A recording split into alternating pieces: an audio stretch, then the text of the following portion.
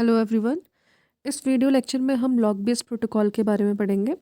इससे previous video lecture में हमने टाइम स्टैम्प ऑर्डरिंग प्रोटोकॉल के बारे में पढ़ा था। तो ये दोनों ही प्रोटोकॉल आपके कंकरेंसी कंट्रोल के लिए यूज़ किए जाते हैं। कंकरेंसी कंट्रोल मैंने आपको बताया था कि अगर आपको कंकरेंट एग्जीक्यूशन परफॉर्म करना है तो हमें एक ऐसा मैनेजमेंट वहाँ पर डिफ़ाइन करना पड़ेगा जिससे कि आपके कंकरेंट एग्जीक्यूशन के बाद भी आपका जो डेटाबेस है वो कंसिस्टेंट स्टेट में रहे। तो इस केस में हम पहली टाइप की जो टेक्निक है जिसको हम टाइम स्टैम्पिंग प्रोटोकॉल बोल रहे थे वो हम पढ़ चुके हैं। इस वीडियो में हम क्या पढ़ेंगे, लॉग बेस्ड प्रोटोकॉल, यानी कि ये लॉग बेस्ड प्रोटोकॉल के अंदर कौन से आपके प्रोटोकॉल्स आते हैं या कौन सी टेक्निक्स आती हैं जिनके बेसिस पे हम ट्रांजेक्शन का ऑर्डर या उनके एग्जीक्यूशन का ऑर्डर हम डिफ़ाइन कर सकते हैं। ठीक है, तो लॉग बेस्ड प्रोटोकॉल में बेसिकली जो टर्मिनोलॉजी यूज़ होती है उसमें दो टाइप के आपके लॉक्स यूज़ होते हैं। अब दो लॉक से मेरा मतलब यहाँ पे क्या है कि अगर हमें किसी भी डेटा आइटम में किसी ट्रांजैक्शन को अगर कोई ऑपरेशन परफॉर्म करना है, चाहे वो रीड ऑपरेशन हो या राइट ऑपरेशन हो, तो उसको परफॉर्म करने से पहले उस ट्रांजैक्शन को उस डेटा आइटम के ऊपर एक अप्रोप्रिएट लॉक एक्वायर करना पड़ेगा, यानी कि वो या तो रीड लॉक होगा या तो राइट लॉक होगा।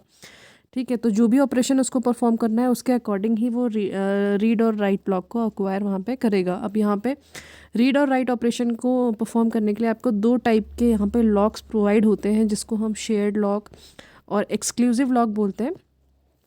तो शेयर्ड लॉक यहाँ पे देखिए क्या होता है, शेयर्ड लॉक को हम यहाँ पे रीड ओनली लॉक भी बोलते हैं, जिसका बेसिकली रीड ऑपरेशन के लिए परफॉर्म किया जाता है या रीड ऑपरेशन के लिए इस लॉक को रिक्वेस्ट किया जाता है या एक्वायर किया जाता है। तो शेयर्ड लॉक में क्या होता है, in a shared lock the data item can only read by the transaction, यानी कि ट्रांजेक्शन इस लॉक के बाद उस डेटा आइटम पे सिर्फ रीड ऑपरेशन ही परफॉर्म कर सकता है, उसमें कोई मॉडिफिकेशन या कोई अपडेशन उसमें नहीं कर सकता। यानी कि कोई भी यानी कि वो क्या नहीं कर सकता, कोई भी राइट ऑपरेशन उसमें परफॉर्म नहीं कर सकता। तो डेटा आइटम सिर्फ वहाँ पर रीड ऑपरेशन परफॉर्म कर सकता है। इसको शेयर्ड लॉग इसलिए बोला गया है क्योंकि रीड और रीड आपके कन्फ्लिक्ट अराइज नहीं करते। ये आप पहले पढ़ चुके हैं, रीड आपका कन्फ्लिक्ट नहीं होता है।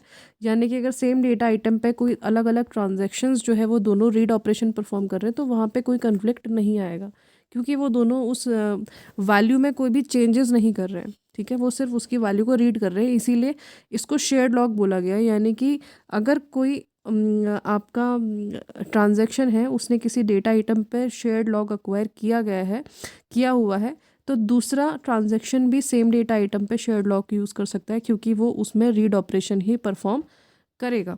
ठीक है,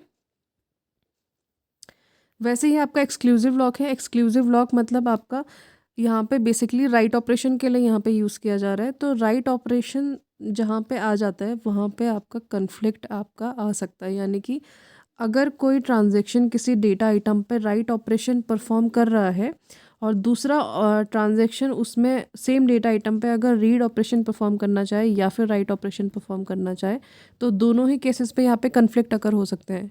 क्योंकि हमने क्या पढ़ा था, कन्फ्लिक्ट अकर होने की कंडीशंस क्या होती हैं, different transactions same data item and one of them should be write operation. तो यहाँ पे एक राइट ऑपरेशन तो आपका पहले ही आ चुका है ना, तो दूसरा ट्रांजैक्शन आपका रीड परफॉर्म करे या राइट ऑपरेशन परफॉर्म करे, दोनों ही केस में क्या आएगा, आपका कन्फ्लिक्ट यहाँ पे आ जाएगा। तो इसीलिए यहाँ पे राइट ऑपरेशन परफॉर्म करने के लिए जो लॉक एक्वायर किया जाता है उसको हम एक्सक्लूसिव लॉक यहाँ पे बोलते हैं। एक्सक्लूसिव लॉक इसको इसलिए बोला जा रहा है क्योंकि अगर किसी डेटा आइटम पे किसी ट्रांजैक्शन ने एक्सक्लूसिव लॉक लगाया हुआ है तो उस टाइम पे उस डेटा आइटम पे कोई अदर ट्रांजैक्शन ना ही रीड ऑपरेशन परफॉर्म कर सकता है, ना ही राइट ऑपरेशन परफॉर्म कर सकता है, ना ही कहने का मतलब उसमें ना वो शेयर्ड लॉक एक्वायर कर सकता है, ना ही उसमें एक्सक्लूसिव लॉक एक्वायर कर सकता है उस केस में।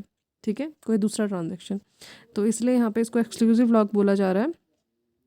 तो शेयर्ड लॉक में अगर आपने किसी डेटा आइटम ने या किसी ट्रांजैक्शन ने किसी डेटा आइटम पे अगर शेयर्ड लॉक लगाया है तो वो ट्रांजैक्शन उस डेटा आइटम पे सिर्फ वैल्यू को रीड कर सकता है।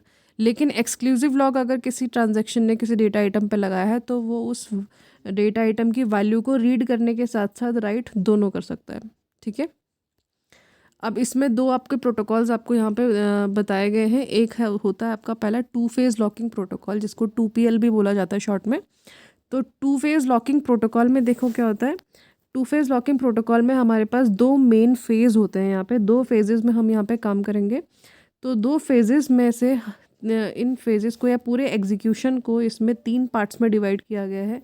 तो फर्स्ट पार्ट में देखो हम क्या करते हैं, फर्स्ट पार्ट में आपका एग्जीक्यूशन जैसे ही स्टार्ट होता है, आपका ट्रांजैक्शन हर एक डेटा आइटम पे लॉक एक्वायर करता है, जो भी लॉक उसको चाहिए। यानी कि सपोज़ कोई टीआई ट्रांजैक्शन आपका स्टार्ट हुआ है किसी मोमेंट पे, तो वो क्या करेगा, अपने एग्जीक्यूशन स्टार्ट होते ही वो क्या करेगा, लॉक्स एक्वायर करना शुरू कर देगा। चाहे उसको किसी डेटा आइटम पे शेयर्ड लॉक चाहिए या फिर उसको एक्सक्लूसिव लॉक चाहिए, ठीक है। तो जो भी लॉक उसको जिस भी डेटा आइटम पे चाहिए, वो पहले सारे लॉक्स को क्या करेगा, एक्वायर करेगा। उसके बाद वो क्या करेगा, उसमें एग्जीक्यूशन परफॉर्म करेगा, ठीक है। अब उनमें ऑपरेशन परफॉर्म करने के साथ साथ वो क्या करेगा, जैसे ही उसका किसी डेटा आइटम पे अगर ऑपरेशन उसमें परफॉर्म हो जाए, वो क्या करेगा, इन आइटम्स के लॉक को क्या करेगा, रिलीज़ करेगा। तो जैसे ही वो किसी भी पहले डेटा आइटम को, यानी कि जैसे ही वो पहला लॉक रिलीज़ करता है, वो ट्रांजैक्शन जैसे ही अपना पहला लॉक रिलीज़ करता है, तो वहीं से उसका दूसरा फेज़ स्टार्ट हो जाता है। यानी कि थर्ड पार्ट हमारा इस एग्जीक्यूशन का स्टार्ट हो जाता है, जहाँ से आपका फिर वो क्या नहीं कर सकता, नए लॉक्स को एक्वायर नहीं कर सकता, वो सिर्फ रिलीज़ ही कर सकता है। तो यहाँ पे इसको मैं डायग्राम से आपको समझा देती हूँ। यानी कि पहले मैं फेजेस की बात कर लेती हूँ, जो 2 फेजेस में बनाए जाते हैं टू फेज़ लॉकिंग प्रोटोकॉल में। पहला फेज़ होता है आपका ग्रोइंग फेज़, दूसरा फेज़ होता है आपका श्रिंकिंग फेज़। तो ग्रोइंग फेज़ में क्या करते हैं, ट्रांजैक्शन सारे जितने भी डेटा आइटम्स होते हैं, उनमें जो भी टाइप के उसको लॉक एक्वायर करने होते हैं, वो सिर्फ पहले लॉक एक्वायर करता है, लेकिन कोई भी रिलीज़ नहीं कर सकता। और श्रिंकिंग फेज़ में क्या होता है, श्रिंकिंग फेज़ में जैसे ही पहला लॉक उसका रिलीज़ हो जाएगा, उसके बाद श्रिंकिंग फेज़ उसका स्टार्ट हो जाएगा, और उसके बाद वो क्या नहीं कर सकता, कोई भी नए लॉक एक्वायर नहीं कर सकता, वो सिर्फ रिलीज़ कर सकता है। तो 2 फेज़ यहाँ पे होते हैं, इसको इसके डायग्रामेटिक रिप्रेजेंटेशन से यहाँ पे समझ लेते हैं। तो इस तरीके से इसका रिप्रेजेंटेशन किया जा सकता है। 2 फेजेस में है, ये आपका ग्रोइंग फेज़ है, ये आपका श्रिंकिंग फेज़ है, ठीक है। तो ग्रोइंग फेज़ में हमने क्या किया, लॉक अटेन किए, मतलब जितने भी लॉक्स आपको चाहिए, जितने भी डेटा आइटम्स में उस ट्रांजैक्शन को, वो सारे लॉक पहले एक्वायर करेगा, ठीक है। सारे लॉक उसने एक्वायर कर लिए, उसके बाद उसने कुछ ऑपरेशंस परफॉर्म किए, और उन ऑपरेशंस को परफॉर्म करने के दौरान जैसे ही उसने किसी भी डेटा आइटम पे पहला लॉक रिलीज़ किया, वहीं से उसका श्रिंकिंग फेज़ स्टार्ट हो जाता है। और श्रिंकिंग फेज़ में आने के बाद ही वो क्या नहीं कर सकता, किसी भी नए लॉक को फिर एक्वायर नहीं कर सकता। वो क्या करेगा, सारे लॉक्स को सिर्फ रिलीज़ कर सकता है, कोई नया लॉक एक्वायर नहीं कर सकता। तो इस तरीके से यहाँ पे क्या होता है, काम होता है टू फेज़ लॉकिंग प्रोटोकॉल में, ठीक है। तो आपको क्या ध्यान रखना है कि इसमें 2 फेज़ होते हैं, ग्रोइंग फेज़ और श्रिंकिंग फेज़। वैसे इसका दूसरा प्रोटोकॉल है जिसको हम strict two phase locking protocol कहते हैं, या फिर स्ट्रिक्ट 2PL कहते हैं। तो स्ट्रिक्ट 2PL और 2PL आपका दोनों सेम ही है वैसे तो, लेकिन थोड़ा सा इसमें माइनर सा डिफरेंस है। अब डिफरेंस इसमें क्या है कि टू फेज़ लॉकिंग प्रोटोकॉल में आपका सिर्फ ग्रोइंग फेज़ होता है, श्रिंकिंग फेज़ आपका नहीं होता। वो कैसे नहीं होता, श्रिंकिंग फेज़ इसमें क्यों नहीं होता, देखिए इसमें क्या लिखा है, the only difference between 2PL and strict 2PL is that strict 2PL does not release a lock after using it. यानी कि अगर किसी डेटा आइटम पे कोई ऑपरेशन अगर किसी ट्रांजैक्शन ने परफॉर्म किया है, और उसमें अगर उसने कोई लॉक एक्वायर किया है पहले से, तो उसको यूज़ करने के बाद भी, यानी कि उस ऑपरेशन को परफॉर्म करने के बाद भी वो लॉक को रिलीज़ नहीं करेगा। तो कब करेगा लॉक को रिलीज़, यहाँ पे हम इसके डायग्रामेटिक रिप्रेजेंटेशन से समझ लेते हैं। तो इसमें देखिए क्या है आपका, ये क्या है आपका लॉक ग्रोइंग फेज़ है, यानी कि इसमें सिर्फ ग्रोइंग फेज़ है, आपको श्रिंकिंग फेज़ यहाँ पे नहीं मिलेगा।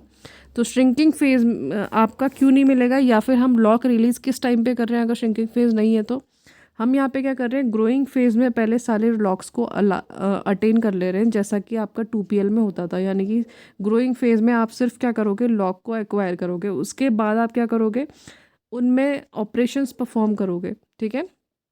ऑपरेशंस परफॉर्म करोगे, जिस भी डेटा आइटम पे जिस टाइप का भी आपने लॉक एक्वायर किया है, उसमें वो ऑपरेशन आप परफॉर्म करोगे।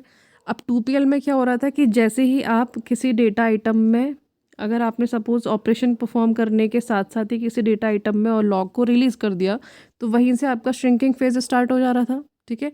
उसके बाद आप क्या नहीं कर पा रहे थे, आप रिलीज़ कर सकते थे किसी भी लॉक को उस फेज़ के दौरान, लेकिन आप नए लॉक को एक्वायर नहीं कर सकते। अब स्ट्रिक्ट 2PL में हम क्या कर रहे हैं, हमने इतनी भी छूट यहाँ पे नहीं दी, और भी ज़्यादा इसको रेस्ट्रिक्टिव बना दिया। हमने क्या किया कि यहाँ पे श्रिंकिंग फेज़ ही नहीं बनाया। हमने क्या किया कि जब तक कोई ट्रांजैक्शन कमिट नहीं कर लेता, यानी कि अगर वो उसके सारे ऑपरेशन परफॉर्म हो जाएं और लास्ट में वो कमिट कर ले, कमिट करने के बाद जितनी भी वैल्यूज़ उसने अपडेट करी हैं वो डेटाबेस में अपडेट हो जाए, उसके बाद ही वो क्या करेगा, सारे लॉक्स को रिलीज़ करेगा। ठीक है, इसलिए इसको स्ट्रिक्ट 2PL बोला गया है।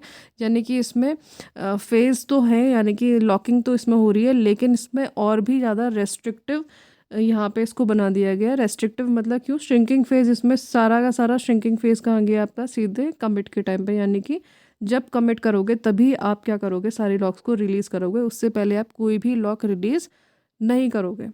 ठीक हो गया। तो इसमें हम क्या कह रहे हैं कि स्ट्रिक्ट 2PL इसको क्यों बोला है कि सपोज़ कोई T1 और T2 दो ट्रांजेक्शन है।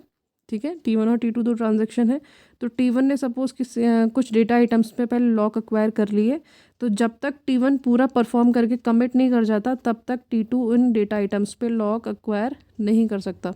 ठीक है, कोई भी लॉक एक्वायर नहीं कर सकता। तो इस तरीके से आपका स्ट्रिक्ट 2PL काम करता है। ये आपके 2 लॉक बेस्ड प्रोटोकॉल्स थे कंकरेंसी कंट्रोल में। बाकी DBMS के टॉपिक हम नेक्स्ट वीडियो लेक्चर्स में पढ़ेंगे। Thank you.